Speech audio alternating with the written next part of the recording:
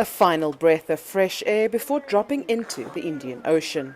It's time to dive with sharks.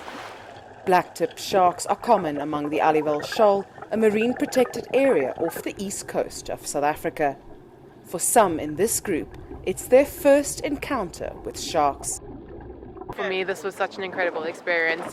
They're really majestic animals underwater, and to just dive with them and see them in their natural habitat is amazing. Safe shark diving is Gary Snodgrass's speciality. But for several years, this dive centre owner has seen the number and diversity of animals decrease. Some of the larger predators have almost completely disappeared. We used to call it a tiger shark dive.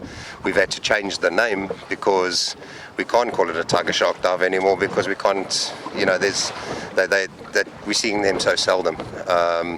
So over the last couple of years, it sadly they've decreased in numbers dramatically. What would be the reason for that? Shark nets, the drum lines probably. Shark nets lie only a few hundred meters from shore, 212 meters long and 6 meters wide. Walter Bernardus is one of the pioneers of shark diving in the region. We've seen loads of dead sharks that have been caught in the nets. Turtles, dolphins, we've had whale sharks caught in these nets. This system doesn't keep sharks away from beaches. They can simply pass below or around the nets. They have a more final goal: to catch sharks. They're basically curtains of death.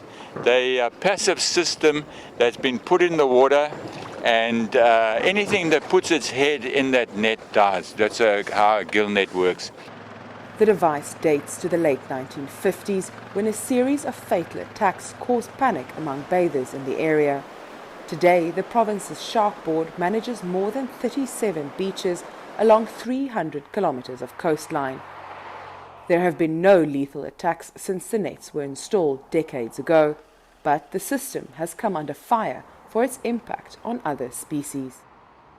In an attempt to reduce the bycatch of the harmless animals, over the last 15 years, we've reduced about 15 kilometers of nets and replaced them with 177 drum lines. Those are simply baited hooks suspended below a drum. The use of drum lines might be more targeted, but is equally deadly. According to official figures, at least 400 sharks are killed in South Africa each year, including about 50 from protected species such as the great whites and hammerheads.